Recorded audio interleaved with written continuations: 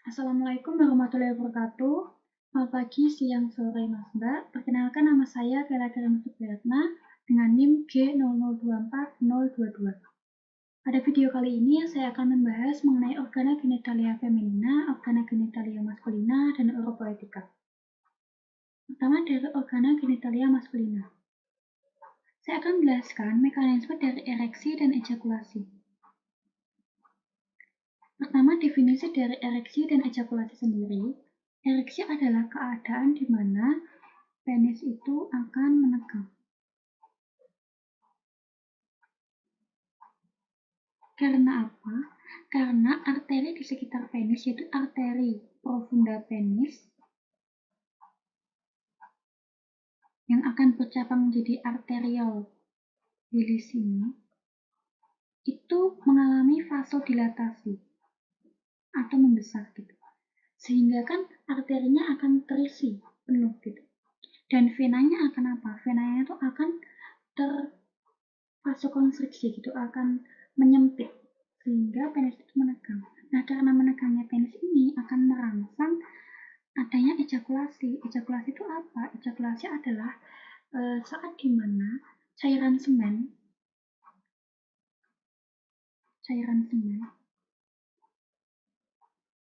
itu tersimpan, mengumpul di ostium uretra interna, lalu ke ostium uretra externa, dan keluar, diejakulasikan. Nah, saat cairan semen itu terkumpul di ostium uretra interna disebut emisi. Sedangkan saat cairan semen itu keluar dari ostium uretra externa disebut ejakulasi. Jadi ejakulasi sendiri ada dua fase, yaitu emisi dan ejakulasi. Lalu perbedaannya lagi, itu ereksi ini disarafi oleh parasimpatis. Parasimpatis ya. Parasimpatis yaitu rest and digest. Sedangkan ejakulasi sendiri akan disarafi oleh saraf simpatis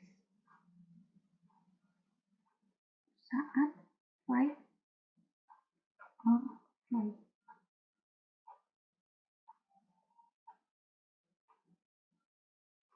Baik, selanjutnya kita akan membahas mengenai organ-organ yang terlibat dalam proses ereksi dan ejakulasi.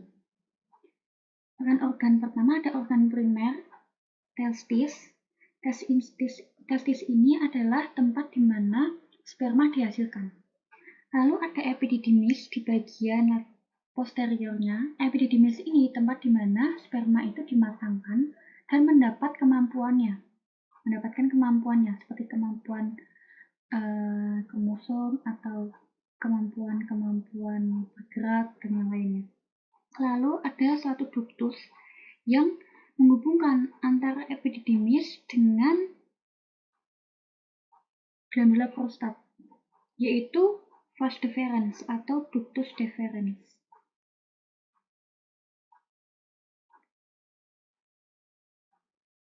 Lalu di sini terlihat ada suatu organ yang akan menyatu dengan vas deferens, ductusnya itu gini, disebut vesicula seminalis. Lalu di sini ada dari vas deferens, lalu ada ductus vesicula seminalis, menjadi satu disebut ductus ejaculatorius. Lalu ductus ejaculatorius ini akan bermuara di uretra pars prostat. Ini adalah uretra nantinya, ini adalah uretra ya. Nah, ini adalah prostat. Nah, ductus ejaculatorius akan bermuara di sini. Disebut ductus ejaculatorius. Ostium ejaculatorius. Setelah itu, kan glandula prostat juga mengeluarkan cairannya. Disebut ductus prostaticus. Lalu di sini dari prostat dia akan ke uretra pars membranacea. Uretra pars membranacea nanti ada suatu glandula namanya glandula bulbouretralis. Bulbouretralis yang fungsinya untuk hasilkan mukus sebelum terjadi ereksi. Lalu ada uretra pars spongiosum. lewat spermatozoa, lalu uretra, lalu keluar. Pertama dari organnya, pertama testis. Testis ini dari kulit paling luar dan kulit paling dalam itu pertama ada kulit, yang kedua ada fascia dartos atau musculus dartos, lalu ada fascia spermatica externa, lalu ada musculus cremasterika, ada fascia spermatica interna, lalu ada tunica vaginalis testis. Tunica vaginalis ini ada lamina yang parietal dan lamina visceralnya. Jadi kan di antara parietal dan visceral itu ada suatu rongga disebut cavum. Itu cavum vaginalis testis. Cavum punya vaginal, di antara vaginalis punya siapa? Punya testis. Jadi cavum vaginalis testis. Lalu ada tunica albuginea, terus tunica vasculosa, lalu testis. Nah, kan tadi ada musculus dartos dan musculus cremasterika. Fungsinya apa? Kalau dartos ini fungsinya untuk menggerutkan si testis ini. Jadi saat dia kedinginan, musculus dartos ini akan terkontraksi, jadi testis ini akan menggerut. Dan saat dia kepanasan, musculus dartos ini akan melebar gitu. Jadi akan agak melebar gitu. Dan untuk fascia cremasterika, musculus cremasterika ini fungsinya untuk menjauhkan dari tubuh atau mendekatkan dari tubuh. Dimana saat menjauhkan, yaitu saat kedinginan,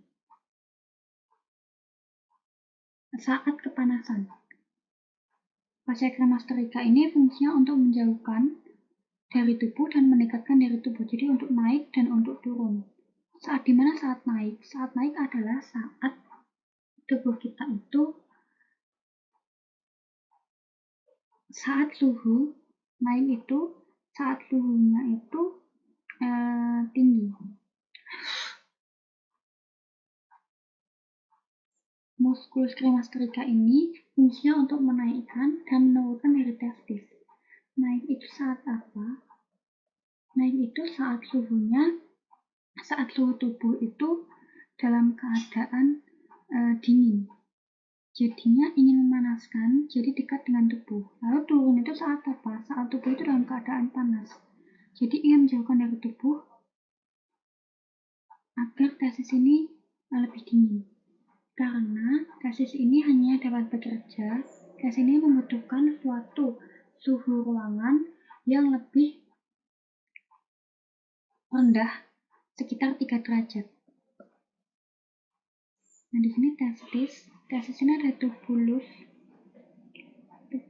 contortus seminiferus, terus ini yang agak lurus ini ada tubulus seminiferus rectus, ini ada retek testis, titus efferentes, lalu ke epididymis, ini adalah epididymis. Epididymis ini ya nanti ada terus ke ductus deferens.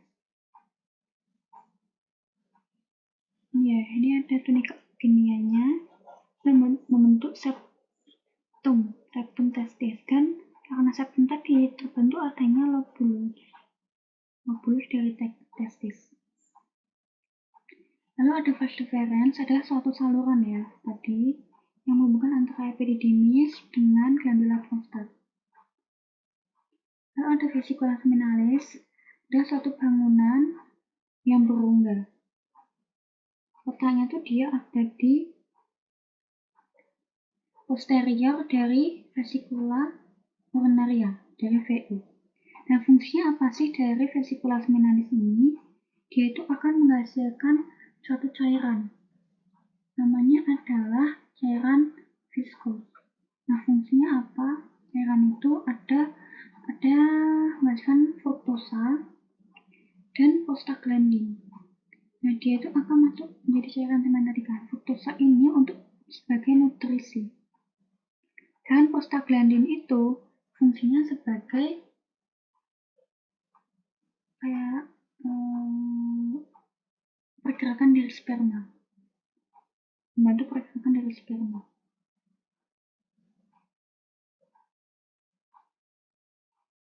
Dan ductus dari vesicula seminalis ini akan menyatu dengan ampula. Ampula ini adalah bagian yang agak besar dari vas deferens.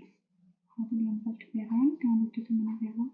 Ductus vesicula seminalis menjadi ductus ejaculatorius yang masuk ke prostat. Terus ada glandula prostat. Glandula prostat ini juga dia menghasilkan suatu sekret. Sekretnya itu bersifat asam sitrat gitu. Dan dia itu ada beberapa bagian. Di sini ada bagian perifer, sentral, dan transisional. Tapi kalau dilihat dari ininya nanti ada bagian yang media. Media itu antara uretra sama ductus ejaculatorius. Nah, maksudnya uretra sama ductus ejaculatorius itu bagian posterior. Terus ada uretra atau penis ya. Uretra dan penis. Tadi ereksi di sini. Dan ereksi itu kan di sini di sekitar corpora cavernosa itu ada yang namanya caverne, atau dia itu benar kayak rongga-rongga gitu. Nah, saat ereksi, caverne di corpora cavernosa itu akan terisi oleh darah sehingga terlihat penis itu seperti keras dan menegang. Lalu di sini yang tengah ini disebut angkanya disebut bulbus penis, kalau ujungnya ini disebut corpus palmosum dan akan membentuk menjadi glans penis. Dan ini juga menjadi tempat keluarnya dari cairan semen. Oke, mekanisme dari ereksi dan ejakulasi. Pertama, ereksi itu dapat berasal dari rangsangan psikologis seperti kita memikirkan sesuatu yang bersifat seksual, lalu bisa juga dari fisik atau melakukan sesuatu kegiatan seksual. Lalu rangsangan tersebut itu dipengaruhi oleh saraf parasimpatis. Parasimpatis yaitu saraf 2-4. Nah, dari rangsangan parasimpatis itu akan menyebabkan sel endotel dari pembuluh darah sekitar penis itu menghasilkan oksida nitrat. Nah, oksida nitrat ini akan menyebabkan aktifnya dari enzim guanylyl siklase. Nah, enzim guanylyl siklase ini akan meningkatkan adanya GNF atau guanil monofosfat. Nah, GNF ini yang menyebabkan relaksasi di otot perut sekitar arteri penis, yaitu arteri hilis ini. Arteri hilis ini tadi kan yang ada di corpus cavernosa ya, di sini. Sehingga di sekitar rongganya ini diisi oleh darah. Lalu kan tadi arterinya vasodilatasi, berarti kan venanya itu kayak tergencet gitu kan, sehingga venanya jadi tidak ada kemampuan untuk membalikan darah berbalik gitu. Makanya terlihat penisnya itu mengembung dan keras. Ada dari ejakulasi itu oleh saraf simpatis ya tadi. Nah, saat ereksi itu sudah mencapai rangsangan yang puncak, itu akan mengaktifkan saraf simpatis yaitu lembaga 3 sehingga adanya kontraksi dari vas deferens tadi ya. Lalu dia mengalirkan sperma itu dari epididymis lewat vas deferens ke ostium uretra interna, yaitu parus prostatica. Lalu ada kontraksi dari vesicula seminalis dan glandula prostat juga. Dia mengeluarkan cairan-cairannya dan mengumpul di ostium uretra interna. Nah, saat ostium uretra interna itu sudah terisi cairan, sudah penuh gitu, itu akan memberikan rangsangan ke nervus pudendus. sehingga kontraksi dari musculus bulbus spongiosus dan musculus ischiocavernosa, dan seperti rasa ingin mixi gitu, sehingga menyebabkan mengejakulasikan cairan semen tersebut. Baik, selanjutnya saya akan membahas mengenai anatomi dari organa genitalia feminina yang eksternal. Sebelumnya, organa genitalia feminina kan ada dua ya, internal dan eksternal. Kalau yang internal, perhatikan yang tidak dapat dilihat oleh mata kosong. Kalau yang eksternal, perhatikan dia yang dapat dilihat oleh mata kosong. Internal itu ada ovarium, dia homolog dengan testis, ada tuba uterina, dia homolog dengan vas deferens, ada uterus, ada vagina. Lalu yang eksternal itu nanti ada seperti labium mayor, labium minor, klitoris. Klitoris itu homolog dengan glandula penis, lalu ada vestibulum mayor atau Bartholin, terus ada bulbus vestibular, dan yang lain. Lalu ini ya, dilihat dari posterior dari bawah ya. Di sini di antara bagian anterior yaitu bagian bawah symphysis pubis, posterior yaitu coccyx, dan lateral yaitu tuberous jadicum, itu akan membentuk suatu segitiga yang membagi, yaitu bagian uretro dan vagina, dan di sini bagian anal. Kita berarti fokus yang bagian segitiga atas ya, uretra dan ostium vagina. Dari fase posterior ya, di sini ada symphysis pubis dan di depannya di anteriornya itu akan diisi oleh lemak, lalu kulit, lalu ditumbuhi oleh rambut atau pubes. Disebut apa? Disebut mons pubis. Lalu pubes itu biasanya akan tumbuh sampai ke posterior.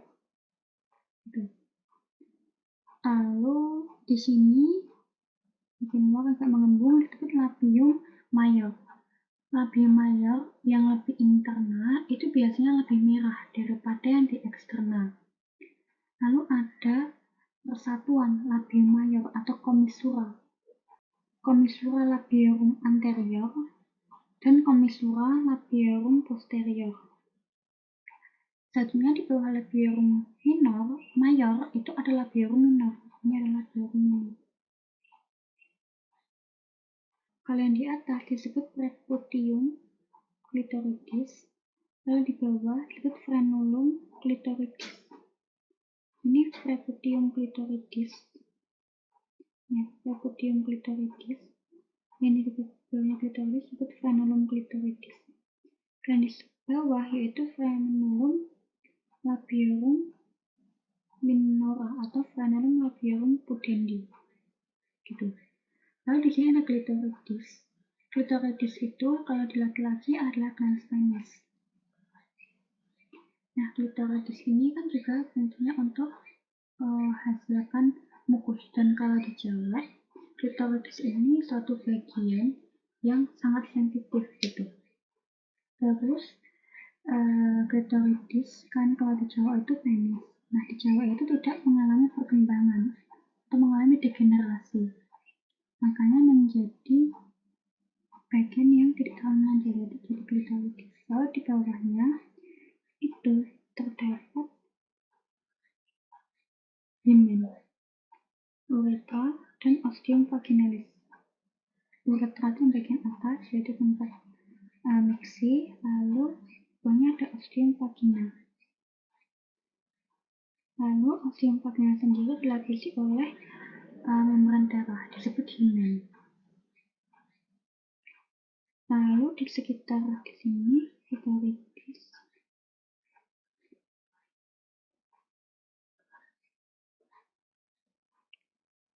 di sekitar ini. Nanti ada suatu glandula yaitu vestibulum major, dan di sini nanti sekitar sini ada dua, glandula vestibularis major atau Bartholin. Terus himen ini mempunyai banyak bentuk, yaitu ada yang tertutup sama sekali, tutup yaitu imperforata, lalu himen yang sudah terbuka sangat lebar yaitu Protus introitus, lalu ada yang membentuk septa atau septate himen, lalu kayak bolong-bolong kecil-kecil disebut cribriform.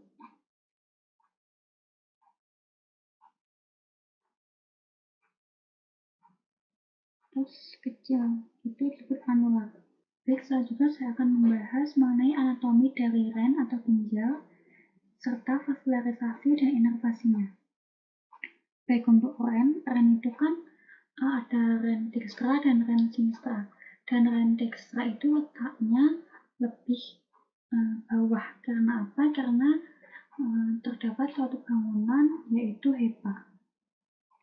Lalu dia itu sekitar apa sih kalau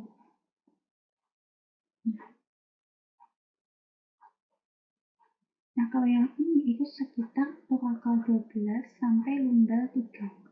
Nah, sedangkan yang ini biasanya turun sampai setengah koste.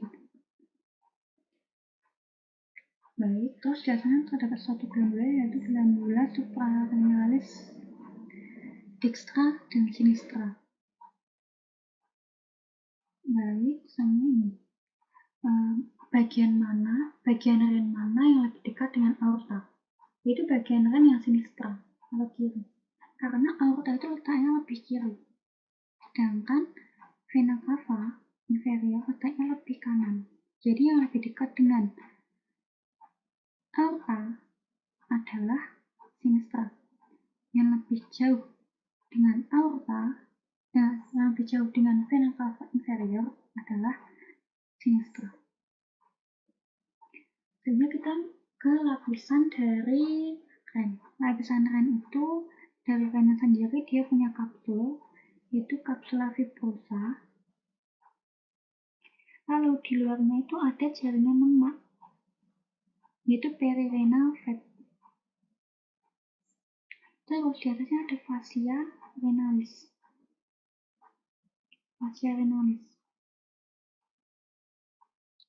Terus di atas fascia ada lemak lagi, namanya renal fat. Selanjutnya, ren ini dia termasuk retroperitoneal. Jadi nggak semua bagian itu dilapisi oleh peritoneum, parietal dan ventral. Ada ekstremitas superior dan ekstremitas inferior. Ada margonya itu ada margo lateral dan margo medial. Di margo lateral dia itu kayak embung. Ya, kalau margo lateral di sini dapat terlihat, di medial di sini dapat lihat adanya hilum renalis. Hilum renalis itu terdiri atas apa? Yaitu arteri renalis, cabang dari aorta abdominalis, ada vena renalis, dan ada pelvis renalis. Pelvis renalis ini adalah suatu saluran yang akan menghubungkan ren dengan vesika urinaria, menjadi tempat jalannya dari tempat saluran dari urin.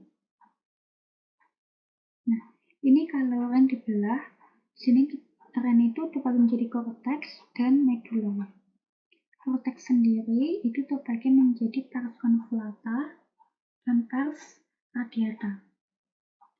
Kalau medulla, dia ada piramida renalis dan columna renalis. Terus, ren itu juga dibagi menjadi lobus. Nah, lobus itu begini. Terdiaris piramida renalis, cortical renalis, cortex, jadi cortical renalis dan columna renalis yang membatasinya. Terus di sini ada calyx minor, terus ada calyx mayor yang lebih besar, terus ke valgus renalis, saluran.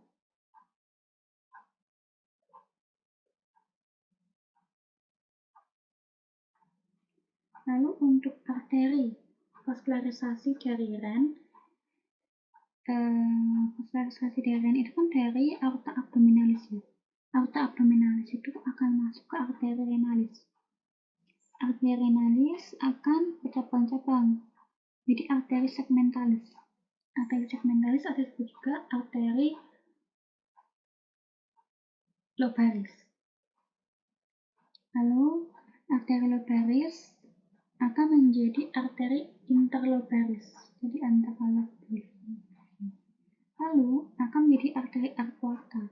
Arteri arcuata ini akan menuju korteks, itu akan menuju korteks. Lalu dari arcuata dia menuju interlobarisnya, ya arteri interlobaris.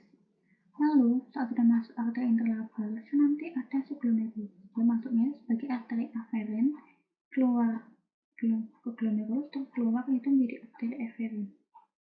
Celahnya kan nanti subglomerulus itu ada TKP, ansa Henle, TKD,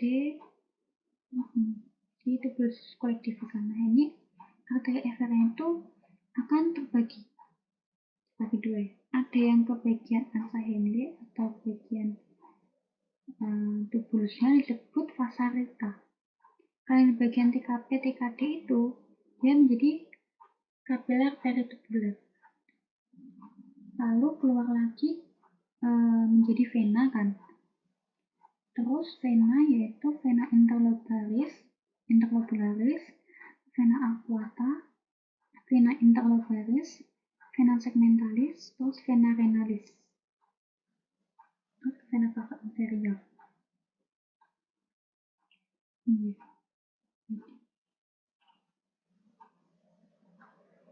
Ini bagian tubulusnya dan bagian TKP-TKD-nya. Pada bagian tubulusnya disebut vasa recta, pada bagian ini TKP-TKD-nya disebut peritubular kapiler.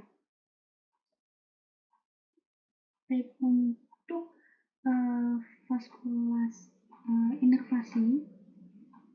inervasinya itu turut menjadi simpatis dan parasimpatis ya.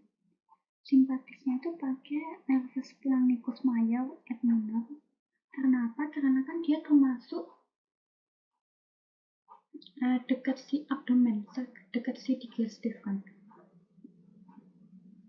Dulu kan digestif juga pakai splanchnicus major dan splanchnicus minor. Kalian bagian midgut, bagian awal dan bagian tengah. Midgut dan awal tengah.